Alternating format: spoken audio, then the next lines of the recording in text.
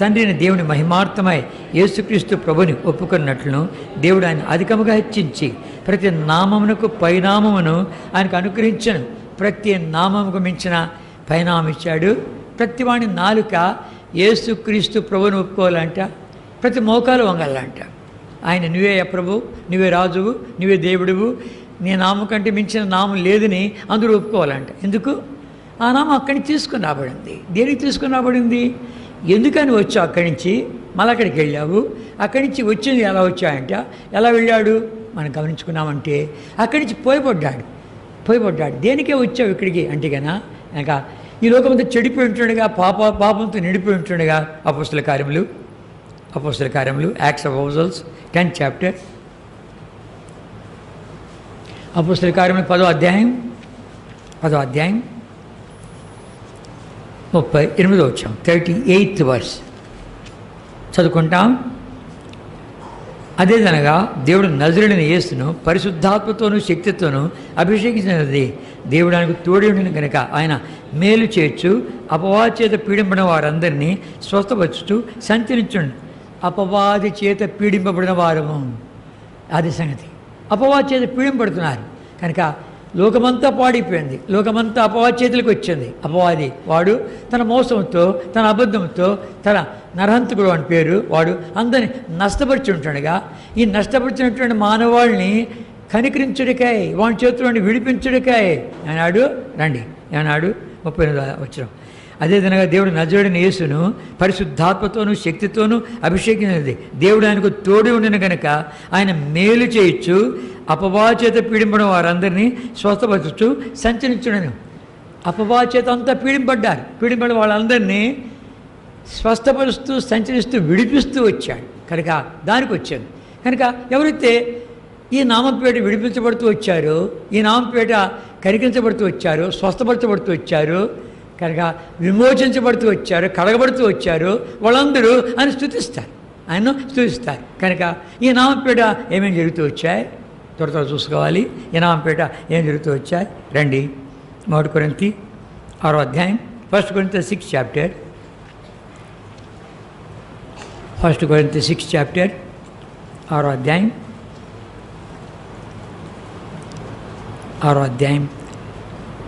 11వ వచనం చదువుకుంటాం.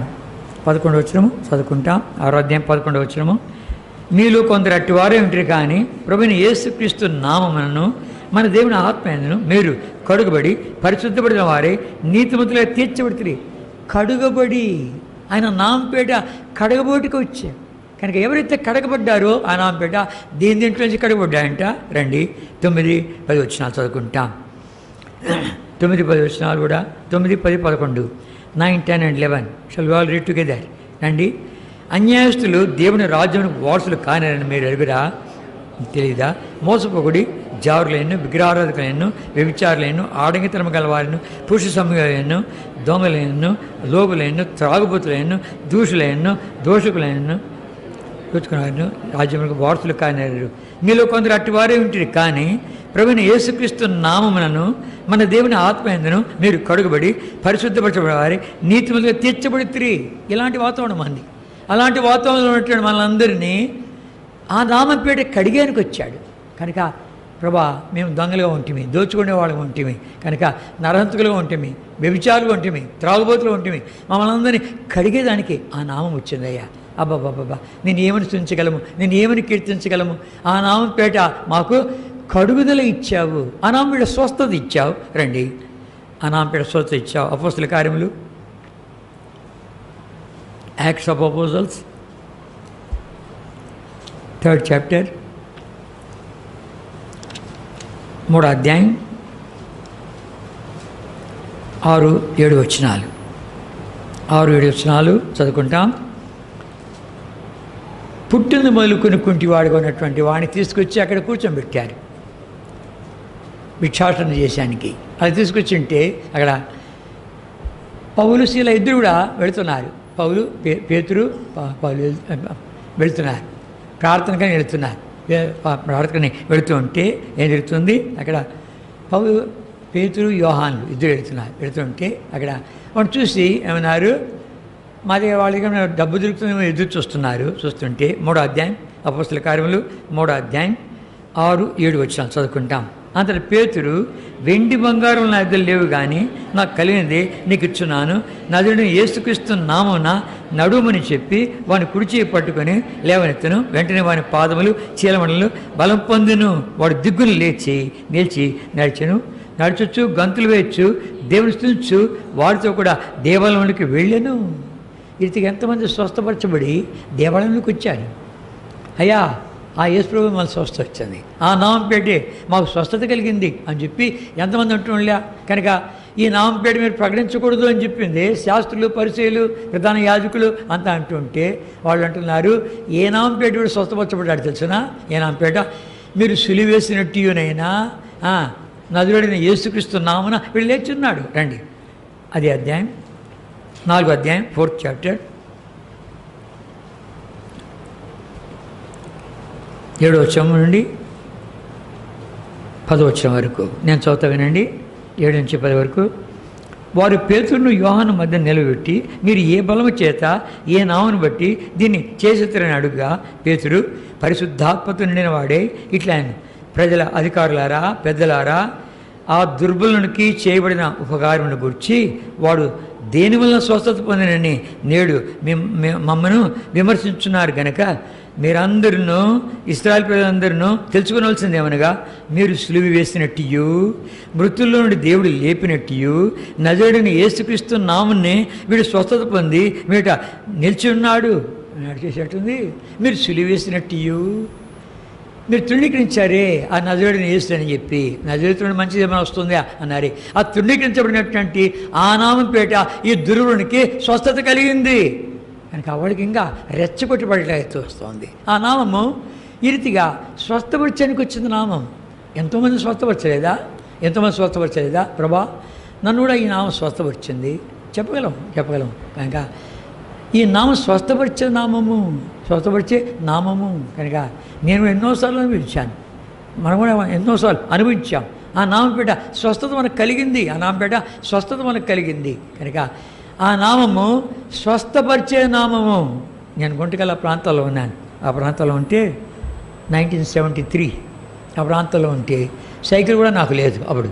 1973 సైకిల్ కూడా లేదు అప్పుడు. ఇంకా నడిచి వెళ్తుంటే ఒకతను పిలిచి, అయ్యా నువ్వు ఒక సేవకుడు ఉన్నట్లుంది, ఈ ప్రాంతంలో ఒక అనేకులను స్వస్థపరిచాడు, ఇప్పుడు వానికి జబ్బు వచ్చింది కనుక అందరూ ఆయన చుట్టూ మోగి, అయ్యా పో, ఏం పర్వాలేదు, నీకు పారలేదనేది అని అనుకుంటున్నారు అందరూ. నువ్వు పోయేమనుకో, మేము డాక్టర్కి పోయిరా పో అంటుంటే, నాకు ఇంతమంది ఇన్ని రోగాలు స్వస్థపరచబడ్డాయి, అలాంటిది ఇప్పుడు నేనే పోతే ఇంకేమన్నా ఉందా? పెద్ద జబ్బులన్నీ స్వస్థపరిచాను అలాంటిది అని చెప్పి తనకే జబ్బు వచ్చింది. అప్పుడు ఇంకా అయ్యా ఇక్కడ ఒక ఆయన ఇది అనేక స్వస్థపరిచాడు, ఇప్పుడు ఆయనకే జబ్బు వచ్చింది కనుక నువ్వు పోయి ప్రార్థన చేయరాదా అన్నాడు. చూస్తాం పదా అని వెళ్ళగానే ఆయన నిలబడ్డాడు. ప్రేజలాడు బ్రదర్ అన్నాడు. ప్రేజలాడు బ్రదర్ అంటే నేను ప్రేజలాడన్నాను. నేను 3 రోజులు ఉపవాసం ఉంటున్నాను, ఎంతోమంది స్వస్థపరిచాను, నాకు కూడా జబ్బు వచ్చింది, ఈ సమస్య వస్తే అందరూ అంటున్నారు నీకు అది కుదరలేదమ్మో, డాక్టర్ దగ్గరికి పో అని అంటుంటే కనుక నేను ఎలా వెళ్ళేది, ఏ ముఖం పెట్టుకు వెళ్ళేది, ఎంతమంది పెద్ద జబ్బులను కూడా స్వస్థపరిచాని అని అనుకుంటూ దిగులను కూర్చొని ఉపవాసం ప్రార్థన చేస్తుంటే ఒక దైవజనుడు వస్తాడు, మీ చేతుల నుంచి ప్రార్థన చేస్తాడు, నువ్వు స్వస్థపరచబడతావు అని వెళ్ళి నేను రాగానే అదే జ్ఞాపకం వచ్చిందంట. జ్ఞాపకం వచ్చి లేచి, అయ్యా నువ్వు ఆ దైవజనుడు కనుక ఏం చేస్తావంటే నూనె రాసి నా ప్రార్థన చేయన్నాడు. నూనె రాసి ప్రార్థన చేశాను, యేసు నామపేట ప్రార్థిస్తున్నాను తండ్రి అన్నాను, అద్భుతంగా స్వస్థపరచబడ్డాడు. అంటే నేను చెప్పేది ఏంటి, రోగాలు స్వస్థపరిచేవానికి రోగాన్ని స్వస్థపరిచా అని చెప్పి కాలేకి పెట్టుకునేది కాదు. అర్థం కాదు. నేను ఎట్లాంటి వాడిని తెలుసునా, రోగాలను స్వస్థపరిచేవాడిని స్వస్థపరిచాను నేను అని కాదు. కనుక ఏంటి, అతను తీసుకొచ్చాను, ఇది వద్దు పక్కన పెట్టు, స్వస్థపరుస్తాడు, అందరినీ స్వస్థపరుస్తాడు, ఆయన ఏం చేయగలుగుతాడు, భక్సింగ్ గారితో నేను పరిచయం చేస్తాను అని చెప్పి తీసుకొచ్చి నా దగ్గర పెట్టుకొని కొంతకాలం పెట్టుకొని భక్సింగ్ గారికి పరిచయం చేసేలోగానే పారిపోయాడు. ఎందుకు అదే బాగుంది, ఆ స్వస్థపరిచేదే బాగుంది. ఎందుకంటే కన్నా కోళ్ళు, నక్కలు, కుక్కలు అన్నీ వస్తాయిగా, చింతపండు, బియ్యము అన్నీ వస్తాయిగా, ఘనత వస్తుందిగా, పేరు ప్రఖ్యాతులు వస్తాయిగా. కనుక ఆయన నామపేట ఏమో జరుగుతాయి, అది కాదు కావాల్సింది. ఆ నామపేట మనం కూడా ఎంతమంది స్వస్థపరచబడలే. నా వ్యక్తిగత దృష్టిలో ఎన్నో స్వస్థపరచబడ్డాను. కనుక మనము ఆ స్వస్థపరచబడినటువంటి ఆ నామంలో శక్తి ఉంది, ఆ నామము చేస్తుంది. కనుక మనమేమో ఘనత పొందేది కాదు, అయ్యా నీ నామపేట జరిగింది. కనుక దైవజనుడు భక్సింగ్ గారు ఎంతమంది స్వస్థపరచలేదు. కనుక అనేకులు స్వస్థపరిచాడు. నేను కళ్ళారి ఎన్నెన్నో చూశాను కదా. కనుక ఆయన ఘనత పొందలేదే. కనుక నేను స్వస్థపరుస్తున్నాను అని చెప్పిందే. ఇంకా దండో వేసుకున్నాడా, చాటింగ్ వేసుకున్నాడా, స్వస్థపరిచే కోటాలు పెట్టాడా? లేదు కదా. కనుక ఆ నామంలో శక్తి ఉంది. కనుక ఎంతగా ఆయనకు మహిమపరుస్తూ వస్తామో, ఎంతగా ఆయన కనపరుస్తూ వస్తామో అంతగా జరుగుతుంది. కానీ గమనించామంటే ఒకతనికి ఇక నోరు పడిపోతే ఇక అతనికి కలబడిందంట. రైల్వే హాస్పిటల్లో పడ్డాడు. కలబడి వచ్చిన పిల్లవాడు వచ్చి హైదరాబాద్లో భక్సింగ్ గారు ఉన్నారు, ఆయన దగ్గరికి వెళితే నీకు ఆయన ప్రార్థన చేస్తాడు, స్వస్థ వస్తుందంటే మాట్లాడాడు కాబట్టి రాసి చూపిస్తే ఒక నర్సుకి ఇస్తే ఆ నర్సు విశ్వాసి, అమ్మ నాకు తెలుసు ఆయన దైవజనుడు భక్సింగ్ గారు ఒక చీటి రాసి పంపిస్తాను అని చెప్పి పంపించింది. ఒక వ్యక్తినిచ్చి పంపించింది. తెల్లవారుజామున వాళ్ళు దిగినారు. మేము కుటుంబ ప్రార్థనలో ఉన్నాం. కనుక భక్సింగ్ గారు ప్రార్థనలోనే దిగి వచ్చాడు. రాగానే ఏంటి సంగతి అని వెళ్ది ఇది అన్నాడు. అని వెళ్ది నూనె రాశాడు, ప్రార్థన చేశాడు. నూనె రాసి ప్రార్థన చేసామన్నాడు. ప్రార్థన చేసి చేస్తున్నామని ప్రార్థిస్తున్నాను తండ్రి అన్నాడు. ప్రైజ్ ది లార్డ్ అని చెప్పు, తెలుగులో దేవుని స్తోత్రం అని చెప్పు అన్నాడు. అని వెళ్ళి కీసుకుంటూ మాట్లాడు, గట్టిగా చెప్పు దేవుడి స్తోత్రం చెప్పు అని. దేవుడి స్తోత్రం అనేసాడు. దేవుడి స్తోత్రం అనేది అక్కడ కుటుంబ ప్రార్థన జరుగుతుంది, అడిపోయి కూర్చోపో అన్నాడు. అదే మనమైతే వీడియో తీసుకోనరా, కెమెరా తీసుకోనరా, ఇంకా మ్యాగజైన్లు ఎక్కించు. ఆయన నామ మహిమ కొరకు ఆయన చేస్తాడు. అర్థమైందా? ఆయన నామ మహిమ కొరకు ఆ స్వస్థపరిచే నామం అది. ఎన్నో రీతిలో స్వస్థపరచబడ్డాం మనము. దైవజనులు ప్రార్థన చేస్తూరాగా మనం కూడా ప్రార్థన చేస్తూరాగా స్వస్థపరచబడుతూ వచ్చాం. ప్రార్థన జాబ్ ఇచ్చే దేవుడు. కనుక ఎక్కడ నా నామపేట 2 చేరుకుందరు, అక్కడ నేను ఉన్నాను, ప్రార్థన జాబ్ ఇచ్చాడు. రండి. మత్తయి సువార్త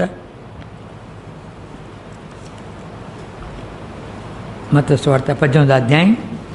మత్తయి సువార్త 18వ అధ్యాయం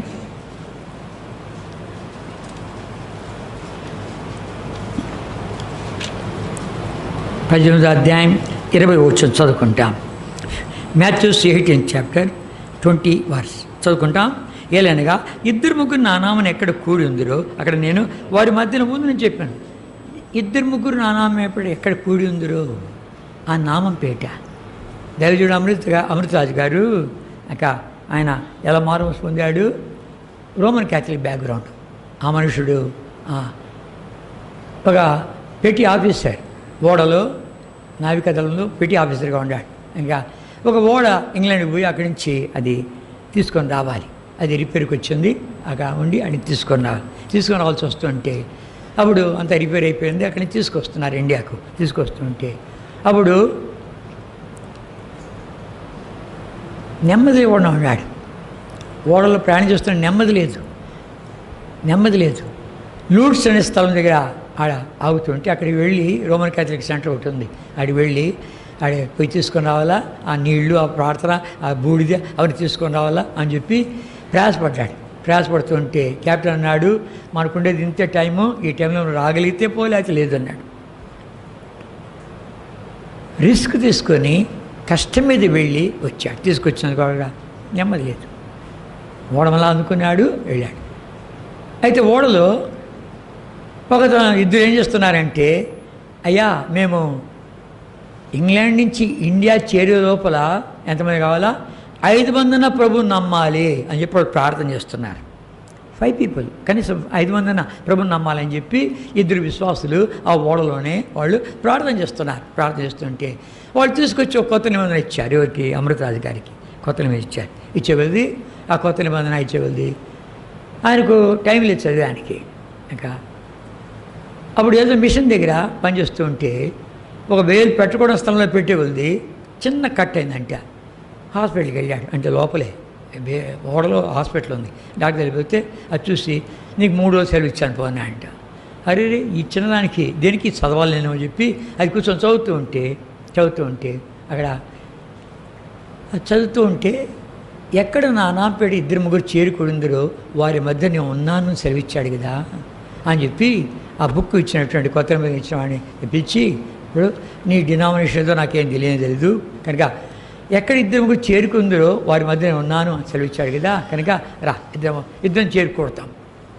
నీ డినామినేషన్ నాకు అక్కర్లా, నీ సంగతి అక్కర్లా, నాకేం అక్కర్లా, ఇద్దరం కూడితే కదా ప్రభు మన మధ్యలో ఉంటా అన్నాడు కదా అని కొద్ది ఆయన అన్నాడు.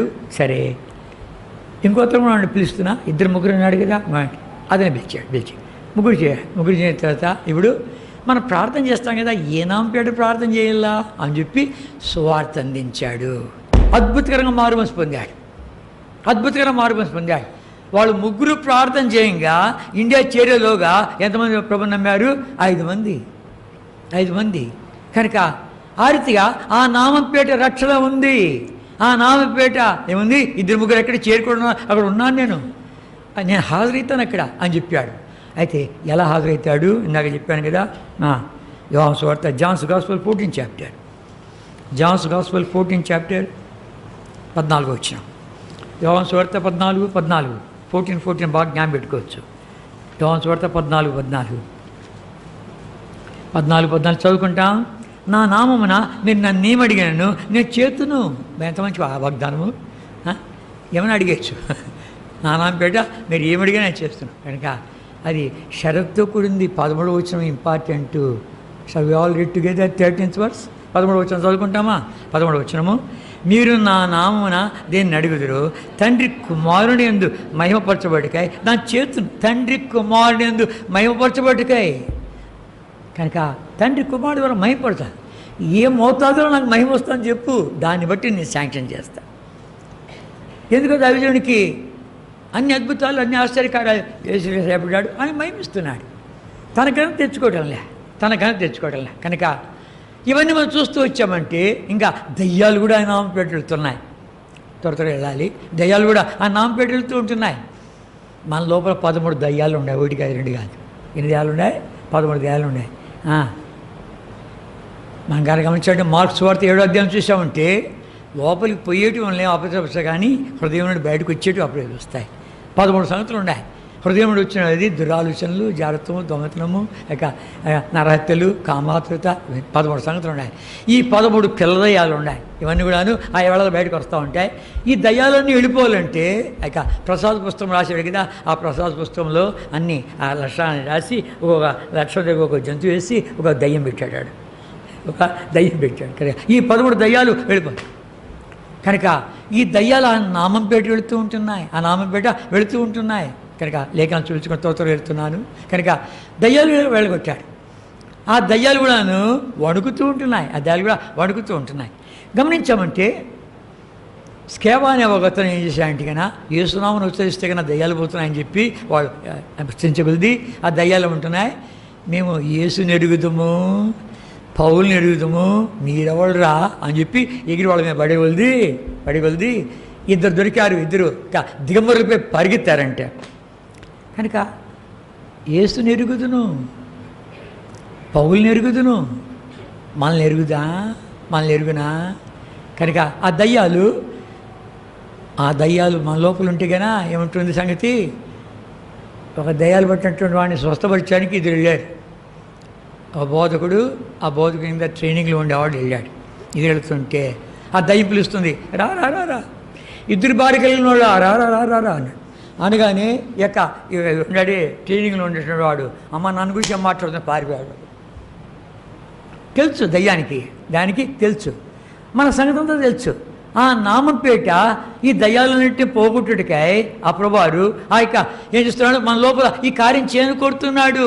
ఈ దయ్యాలను పోయి ఆ నామంతో మనం నిండిపోలు కొడుతూ ఉంటున్నాడు. ఆ నామాలను నడిపించాలని కొడుతున్నాడు. గాఢాంధకారపు లోయలో సంచరణ నేను అపాయానికి భయపడను. కనుక నీతి మార్గమున ఆయన నడిపించుచున్నాడు.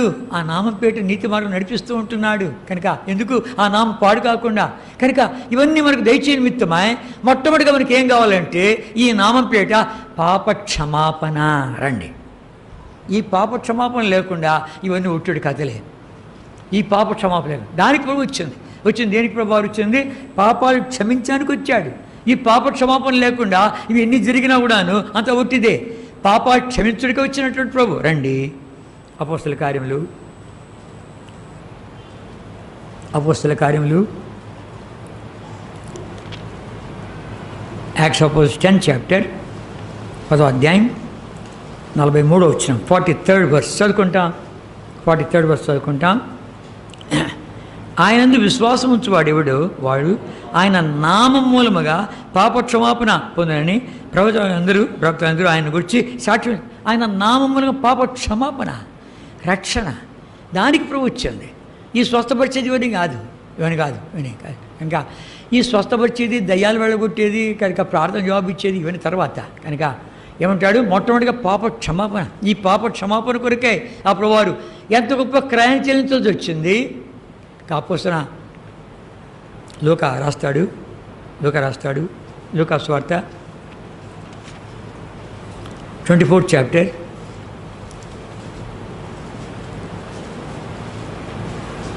47th verse 47వ వచనం చదువుకుంటాం. యెరూషలేము మొదలుకొని సమస్త జనముల్లో ఆయన పేరట మారు మనసును పాప క్షమాపణ ప్రకటింపబడినయు వ్రాయబడుచుంది. యెరూషలేము మొదలుకొని సమస్త జనముల్లో అందరి కొరకై లోకరక్షకుడు, లోక పాపాలని క్షమించుడికై, లోకంలో మనుషులందరినీ క్షమించుడికై ఆయన వచ్చిన దానికే. ఒక్క జాతి కాదు, ఒక కులం కాదు, ఒక భాష కాదు, ఒక ప్రాంతం కాదు, అందరినీ. కనుకని ఇప్పుడు యావత్ ప్రపంచంలో ఎన్ని సంఘాలు ఉన్నాయి, ఎంతమంది చేరుకుడు ఆరాధిస్తూ ఉంటున్నారు, స్తుతిస్తూ ఉంటున్నారు.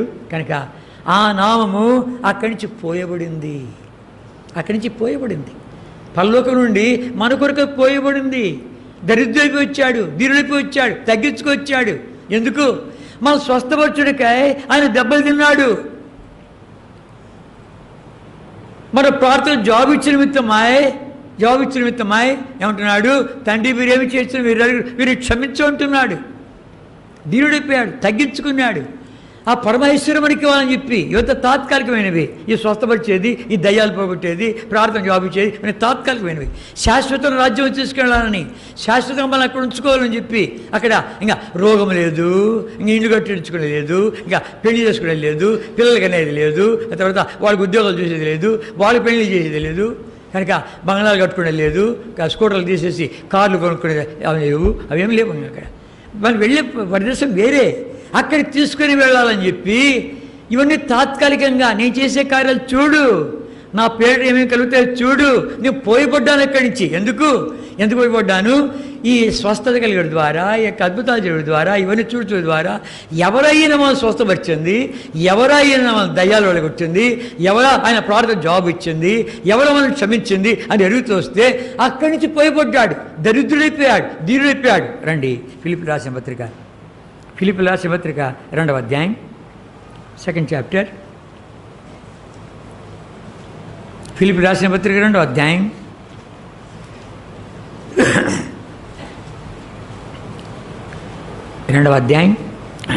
6వ వచనం నుండి. Philippians 2nd chapter 6th verse onwards చదువుకుంటాం. ఆయన దేవుడి స్వరూపం కలిగిపోయింది, దేవుడితో సమానముగా ఉండుట విడిచిపెట్టకూడని భాగ్యం అని ఎంచుకొనలేదు. కానీ మనుషుల పోలికగా పుట్టి దాసుని స్వరూపం ధరించుకొని తను తానే రిక్తునిగా చేసుకుని, మరియు ఆయన ఆకారమందు మనుషుడిగా కనబడి మరణం పొందినంతగా, అనగా శిలువ మరణం పొందినంతగా విధేయత చూపిన వాడి తను తగ్గించుకున్నాను. ఎంతగా తగ్గించుకున్నాడు? యూదుడు, ప్రభువైన యేసుక్రీస్తు వారు యూదుడైనటువంటి వాడు లోకానికి రక్షణ ఇచ్చేదేంటి? యూదుడైనటువంటి వాడు వాళ్ళకి ఇచ్చే క్యాపిటల్ పనిష్మెంట్ రాళ్ళతో కూడా చంపుతాడు.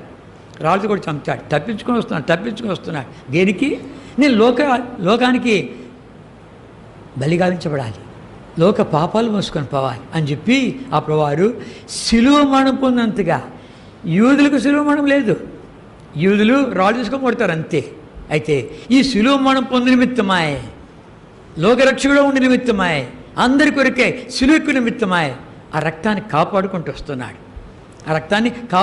వస్తున్నాడు. నేను నా బిళ్ళ కొరకు కార్చాలేదు, ఈ రక్తము నా బిళ్ళ కొరకు కార్చాలా, ఎక్కడ కార్చకూడదు అని చెప్పి దాచుకుంటూ వస్తున్నాడు.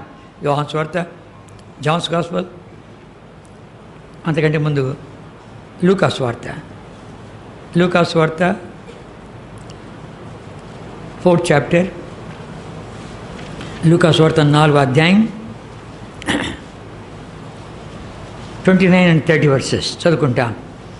ఆగ్రహంతో నిండుకొని లేచి ఆయన పట్టణం నుండి వెళ్ళగొట్టి ఆయన తలకిందులుగా పడదోవలనని తమ పట్టణం కట్టబడిన కొండపేట వరకు ఆయన తీసుకుని పోయాడు. అయితే ఆయన వారి మధ్య నుండి దాటి తన మార్గం వెళ్ళిపోయాను. వాళ్ళకు దొరకలేదు. ఇంకా చూస్తామా రండి. Johne's gospel 7th chapter, Johne's gospel 7th chapter 43-44 versus.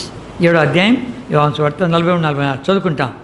కాబట్టి ఆయన గూర్చి జనసమూహంలో భేదం పుట్టెను. వారిలో కొందరు ఆయన పట్టుకుని దలచేది, కానీ ఎవడునూ ఆయన పట్టుకుని లేదు. పట్టుకోలే, కనబడితే కదా దాటి వెళ్ళిపోయాడు. తర్వాత 10వ అధ్యాయం 10th chapter, Johne's gospel 10th chapter. నేను తండ్రి ఏకమై ఉంటున్నాం, నేను చేసే కార్యాలను కూడా తండ్రి నాలోని చేస్తున్నాడు అని చెప్తూ ఉంటే ఏమన్నాడు, మళ్ళీ ఆయన పట్టుకొని కోరినారు. 39 వచ్చినాం, 38-39, 38-39 వర్సెస్ చదువుకుంటాం. ఇంకా చేసినలా నీవు తండ్రి నా ఎందును నేను తండ్రి ఎందులో ఉన్నామని మీరు గ్రహించి తెలుసుకున్నట్లు ఆ క్రియలను నమ్ముడని వారితో చెప్పాను. వారు మరలా ఆయన పట్టుకుని చూచారు, కానీ ఆయన వారి చేతిలో నుండి తప్పించుకొని పోయాను. ఎందుకు తప్పించుకున్నాడు? అరే నేను సులువుకి ఎక్కల్లా, సులువు మనం అనుభవించల్లా, రాళ్ళు తీసుకొని కొట్టబడి చంపేది కాదు. కనుక యూదుడిగా ఏం చేయాలంట, యూదుడిగా రాళ్ళు తీసుకొని కొడతారు. అయితే అలా కాదు, లోక పాపాలు మోసుకొని పోవల్ల, లోక రక్షణగా ఉండాల, యావత్ మానవాళికి రక్షణ ఇవ్వాల. కనుక రండి 8th chapter, Johne's gospel 8th chapter. నేను అబ్రాహం కంటే ముందున్నవాడంటే నీకు 50 ఏళ్ళు కూడా లేవే, అబ్రాహం కంటే ముందు ఉన్నావు నువ్వు అని అంటూ వచ్చగలది అన్నాడు. రండి 58-59 వర్సెస్ చదువుకుంటాం. యేసు అబ్రహాం పుట్టుక మునిపి నేను ఉన్నా అని మీతో నిశ్చయము చెప్తున్నాను. కాబట్టి వారు ఆయన మీద రువ్వుటికి రాళ్ళు ఎత్తిరి, కానీ యేసు దాగి దేవాలయం నుండి బయటికి వెళ్ళిపోయాను. కనుక దాక్కున్నాడు, దేవాలయం వెళ్ళిపోయాడు. కనుక రాళ్ళు తీసుకొకటి చంపడేది కాదు, నేను శిలువకి వెళ్ళాలా, వాళ్ళందరి కొరికై నేను బలియాగంగా ఉంచబడాలా, చిత్రవతిగా ఉంచబడాలా, నా పేరు పోయబడిన తైలం పరిమళ వాసన పోయబడుతుంది. కనుక నేను పోయబడాలి, యావత్ మానవాళి కొరికే పైన వస్తున్నాను. అందరూ అపవాది చేతిలో ఉంటున్నారు, అపవాది చేతిలో ఉండి వాళ్ళు నష్టపోతున్నారు, వాడి బంధకాలు ఉంటున్నారు. అంతేకాదు వానిక గొలుసుల్లో ఉన్నారు, వానికి లోబడిపోయారు అని చెప్పి వాళ్ళని విడిపించడానికి నేను వచ్చాను, లోకరక్షకుడిని అని చెప్పి అంత దాచిపెట్టుకుని దాక్కుంటూ నా బిళ్ళ కొరికే ఈ రక్తాన్ని కుమ్మరించాలా, నేను పైకి వచ్చి పోయబడాలా అని చెప్పి మన అందరి కొరికై దాచిపెట్టుకుని చివరికి ఎక్కడ వెళ్ళారు, సిలువకి వెళ్ళాడు. సిలువే వద్దు, మాకు వద్దు అని వద్దు. పిలాతు దగ్గరికి వెళ్ళారు. పిలాతు దగ్గరికి ఎందుకు వెళ్ళాలి యూదులు? పిలాతు దగ్గరికి ఎందుకు వెళ్ళాలా? ఏమన్నారు, అయ్యా మీ ధర్మశాస్త్ర ప్రకారం ఆయనకు శిక్ష విధించండి అంటే లేదు. కనుక మా ధర్మశాస్త్ర ప్రకారంగా మేము శిక్ష విధించడానికి లేదు, మానశిక్ష విధించడానికి మాకు ఎవరికి అర్హత లేదు, కనుక అందుకే నీ దగ్గరికి వచ్చామని కొలిది అని సిలువే వాళ్ళ సంతోష పెట్టాలనే ఉద్దేశంతో సిలువ ఒప్పుకున్నాడు, సిలువేశాడు. కానీ గమనించామంటే లోక పాపాలు మోసుకుని బయటకాయ యూదుడైనటువంటి వాడు లోక పాపాలు మోసుకుని బయటకాయ సిరుకెక్కు నిమిత్తమై ఆక రక్తం బట్టి వరకు మనకు కాల్చడం నిమిత్తమై పైన పోయబడి నిమిత్తమై మన శిక్షంతో భరించడం నిమిత్తమై కోడాలతో కొట్టబడానికి, ముండ్లగిడ్డం పెట్టబడానికి, తర్వాత మేకులతో బిగించబడడానికి, చిత్రవద గావించబడడానికి, దేనికి ఇదంతా అంటే కదా నేను మీ అందరి కొరకు బలి గావించబడి సమాధి అయిపోయి 3 రోజులు తిరిగి లేచి పరమనికి వెళ్ళాలి. పరమనికి వెళ్ళి అత్యున్నతమైన సింహాసనం అలంకరించాలి. ఎవరెవరైతే ఈ రక్తము ద్వారా క్షమించబడ్డారో, ఈ రక్తం ద్వారా ఎవరైతే స్వస్థపరచబడ్డారో, ఈ రక్తం ద్వారా ఎవరైతే మార్పు చెందారో, నూతన జీవం పొందారో వాళ్ళందరూ నీవుగాక వేరే లేరు అని చెప్పి స్తుతించి ఆరాధించే నిమిత్తమై కానీ దాని కొరికాయ యావత్ ప్రపంచంలో కనుక అందరూ కూడాను దేవా నువ్వుగాక వేరే లేరు, నీ నామం పోయబడినటువంటి పరిమళ తైలంతో సమానము.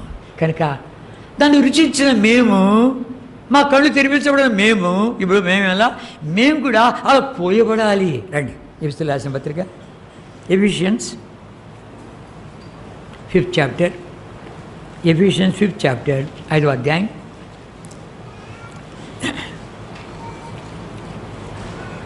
మొదటి 2 వచనాలు 1 and 2 వర్సెస్ చదువుకుంటాం. 5th chapter. కావున మీరు ప్రియులైన పిల్లల వలె దేవుని పోలి నడుచుకునండి. క్రీస్తు మిమ్మను ప్రేమించి పరిమళ వాసనగా ఉండటకు మన కొరకు తను తాను దేవునికి అర్పణముగాను బలిగాను అప్పగించుకొనును. అలాగున్న మీరును ప్రేమ కలిగి నడుచుకునుడి, పరిమళ వాసన ఉండడికాయ. అయ్యా, నీ వెరగొట్టబడి, నలగొట్టబడి, తృణీకరించబడి, ఎన్నిక లేని వాడిగా చేయబడి, చింతాక్రాంతుడిపై, వ్యసనాక్రాంతుడిపై, వ్యాధులు అనుభవించి ప్రభా అక్కడి నుంచి పైకి వచ్చావు. దేని కొరకాయ? అనేకులు కొనుడికాయ, అనేకులను ఆ నామపేట క్షమించుడికాయ, కనికరించుడికాయ, తద్వారా వాళ్ళ కళ్ళు తెరబడి దేవా నన్ను ప్రేమించిన వాడు ఎంత గొప్పవాడు, నా కొరకు బలిగావించబడిన వాడు ఎంత గొప్పవాడు అని చెప్పి ఆ పరిశుద్ధాత్మ దేవుడు మనం బయలుపరుస్తూ వచ్చేగలది అని స్తుతించి ఆరాధించుడికాయ. నీకు ఏమి ఇచ్చడం తెచ్చుకోగలము ప్రభా? ఇంత గొప్పదైన కార్యం నా పట్ల చేసావి, నీకు ఏమిచ్చుతో ఇంకా స్థుతించగలము, ఏమిచ్చి ఇక రుణం తీర్చుకోగలము? ఎలాంటి వాడు కావాలంట? నా రోగం పోకపోయినా పర్వాలే, నా కష్టాలు తీరకపోయినా పర్వాలే, నా ఇబ్బందులు తొలగించకపోయినా పర్వాలే ప్రభా, నేను ఇలాగే ఉన్నా పర్వాలే, వికలాంగుడిగా ఉన్నా పర్వాలే, కురిగిపోయినా పర్వాలే, అధైర్యపడినా పర్వాలే ప్రభా, పాప క్షమాపణ కొరకు ఎంత గొప్ప క్రయం చెల్లించావే, దానికి ఏమి చెడు తెచ్చుకోగలను? తాత్కాలిక లోకము, శాశ్వత రాజ్యము ప్రభా. ఈ తాత్కాలిక లోకం నుండి శాశ్వత రాజ్యంలోకి నన్ను తీసుకుని అన్నా కోరుతుంటున్నావు. అక్కడ ఇవన్నీ లేవు కదా, అక్కడ మరణం లేదు, వేదన లేదు, దుఃఖం లేదు, ఏడుపు లేదు, కనుక ఇంకా వ్యాధి లేదు, ఇవన్నీ ఏమి లేవు కదా. కనుక అలాంటి రాజ్యం తీసుకోమని కొడతాం. యుగయుగములు కళ్ళు తెరబడి ఉంటే వాడు ఎలా చూస్తాడు? నేను కూడా పోయిపడతాను ప్రభా, నేను కూడా పోయిపడతాను ప్రభా. నా రోగం పోకపోయినా పర్వాలే, నా కష్టాలు తీరిపోయినా పర్వాలే ప్రభా, నేను లేవనెత్తబడకపోయినా పర్వాలే ప్రభా, నా ఇరుకు తొలగిపోయినా పర్వాలే అనేవాడు కావాలంట. వాడు పోయబడేది. అప్పుడు ఆయనకు పరమానందం అవుతుంది. అప్పుడు ఆయనకు పరమానందం అవుతుంది. ప్రభా నిజమే నిజమే, ఏమి చూడని తెచ్చుకోగలను? ఇలా రుణం తెచ్చుకుంటా, ఇలా నేను రుణం తెచ్చుకుంటా, ఈ రోగంలో ఇలాగూడ నేను స్తుతిస్తా, ఈ కష్టాలు ఇలాగూడ నేను స్తుతిస్తా, ఈ శ్రమలో ఇలాగూడ నేను స్తుతిస్తా, నేను ఆరాధిస్తా, నేను హెచ్చిస్తా అని చెప్పి ఆరాధించేవాడు కావాలి. మళ్ళీ ఆయన అంతగా ప్రేమించుండగా మనం ఎంతగా ఆయన్ని ప్రేమిస్తూ ఉంటున్నాము. ప్రభా నువ్వు పోయిపోయిన తేమ అక్కడి నుంచి వచ్చావు, అయిపోయిందా? మా అందరికి ఇవ్వాలని కోరుదావా? గొప్ప బలిగావించబడావా? ఎన్నెన్నో మేలు వేచేసావా? మళ్ళీ అక్కడికి వెళ్ళావు కదా, అక్కడ దూతగణం కొని ఆడుతుంది, 24 పెద్దలు కొని ఆడుతున్నారు, స్తుతిస్తున్నారు, కీర్తిస్తున్నారు. కోటాను కోట్ల దూతలు పరిశుద్ధులు నేను ఆరాధిస్తూ ఉంటుండగా, 4 జీవులు అంతా కూడా నేను ఆరాధిస్తూ ఉంటుండగా వాళ్ళు నేను కూడా చేరి నేను స్తుతిన. ఘనత నీదే, మహిమ నీదే, ప్రభావం నీదే, ఐశ్వర్యం నీదే, సృష్టికర్తవు నీవే, సమస్తం నీదే అని చెప్పి నేను నిన్ను అక్కడ ఆరాధించాలని కోరుతాను ప్రభా. ఇక్కడ దాన్ని ప్రొబేషన్ పీరియడ్లో ఇక్కడ దాన్ని నేర్చుకుని అక్కడికి వెళ్ళాలని కోరుతున్నాను. కనుక ఏదో స్వస్థత కలిగిందని చెప్పి, ఏదో దయ్యాలు పోయాయని చెప్పి, ఏదో ప్రార్థన జవాబు వచ్చింది కాదు కాదు కాదు. ఇవంతా ప్రిలిమినరీ, అంటే ప్రాథమికమైనటువంటి కాదు. ఇంకొంచెం పైకి వెళ్తామా? ప్రభా ఇవన్నీ నీ ప్రేమను రుచించడికే చేస్తూ వచ్చావు, స్తోత్రార్హ క్రియలు చేస్తూ వచ్చావు. ఇవన్నీ ప్రిలిమినరీ. కనుక ఇప్పుడు రోగం ఇవన్నీ నాకు జరగకపోయినా పర్వాలేదు, నేను స్తుతిస్తా, ఆరాధిస్తా. వాచ్ అండ్ సర్వీస్లో ఒక సహోదరు ఆరాధిస్తుంటే అందరూ ఏడ్చేశారు. ప్రభా ఈ సంవత్సరం అంతా ఎన్ని కష్టాలు తీసుకొచ్చావంటే స్తోత్రమయ్యా, ఎన్ని ఇబ్బందులు తీసుకొచ్చావంటే స్తోత్రమయ్యా, మా ఇంట్లో ఎన్ని ఇరుగులు తీసుకొచ్చావంటే స్తోత్రమయ్యా, మా ఇంట్లో మరణం తీసుకొచ్చి దుఃఖం తీసుకొచ్చావు స్తోత్రమయ్యా. వాటన్నిటి ద్వారా నేర్పించిన ఆత్మీయ పాఠములు ఆ సులువు చూడగా ఎంతగా ప్రభా నాకు ఆదరించావు, ఎంత ధైర్యపరిచావు. వీటన్నిటి బట్టి నేర్పించిన ఆత్మీయ పాఠాలను బట్టి స్తోత్రం అయ్యా, స్తోత్రం. కనుక ఆ పాఠాలతో నేను ప్రవేశిస్తున్నాను, నూతన వలయంలో ప్రవేశిస్తున్నాను. నీకు స్తోత్రం అయ్యా. ఇంకెన్ని దాచిపెట్టి ఉంచావో అని నాకు దయచేయి ప్రియా. అది పోయబడడం అంటే ప్రభా నువ్వు పరిమళ వాసనగా పోయబడ్డావు, అత్యుత్తమైన సింహాసనం అలంకరించావు. నేను కూడా పరిమళ వాసనగా పోయబడి ప్రభా అత్యున్నతమైన సింహాసనం అలంకించావి, నీ దగ్గర నేను రావాలి. ఈ కొద్దిపాటి తలంపుల్లో కాసేపు మన ప్రభుని ఆరాధిస్తాం.